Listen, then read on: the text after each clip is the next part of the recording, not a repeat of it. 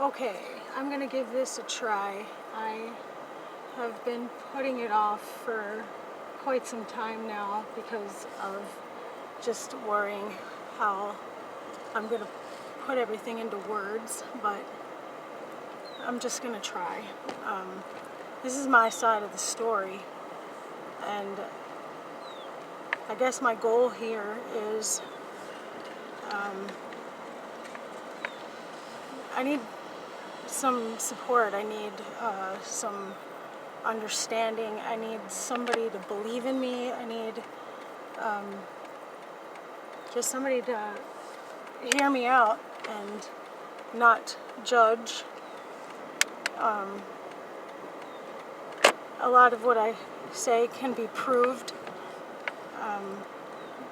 Witnesses and so forth. My heart is broken because my kid's dad is, in my opinion, not doing the right thing. And my opinion is based on what I have found in child psychology, how the behavior of the parents do indeed affect the children, especially if they are divided and against each other. Oops. A little bit of a background.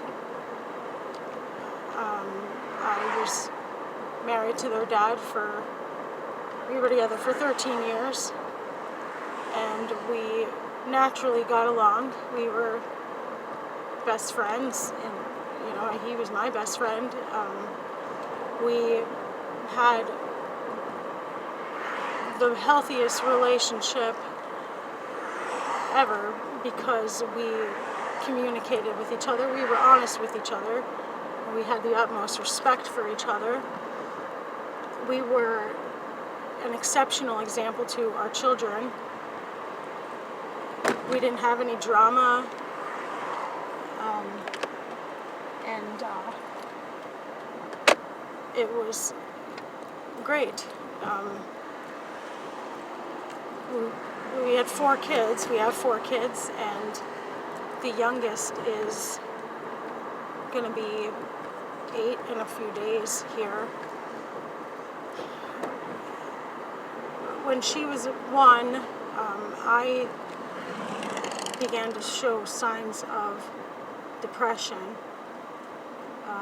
Prior to that, I had told their dad on many occasions that I need help, that I know my limitations, and I was really stressed out a lot having 4 young kids. I was homeschooling. I loved being a mom. That's all I ever wanted, was to be a mom. And I chose to dedicate myself to my children, to set aside the pursuit of a career, and to give them all of me. I didn't want other people to raise my children and teach my children. I was very proud of myself that I was able to break the cycle of abuse. I was very scared that I was going to hit my children out of anger and just treat them the way I was treated, and I didn't. I never abused my children in any way, and all they ever got was love from me and encouragement. I never tore them down with harsh words. I never threw in their face some of their past misbehaviors,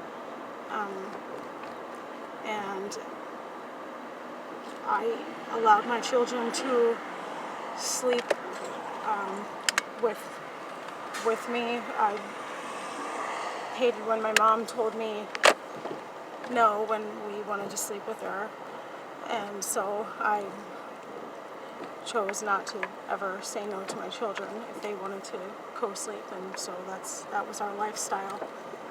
And then when this depression came on me, I didn't recognize it as depression. I didn't know what was going on, but I started contemplating my feelings for my husband, or lack of. The whole time I was married to him, I did not feel feelings for him. I loved him and I treated him like a king, and you would have never known that I was not in love with him. And I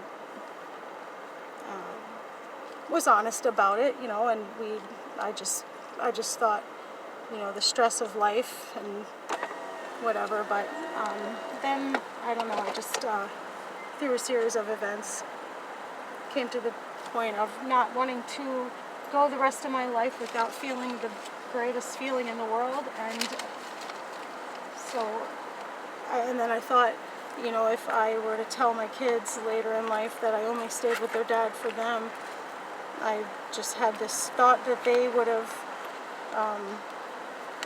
said that they would have wanted me to be happy, and so we split up, and I really loved their dad, and I respected him and cared about him, and I didn't want to make his life more complicated. So I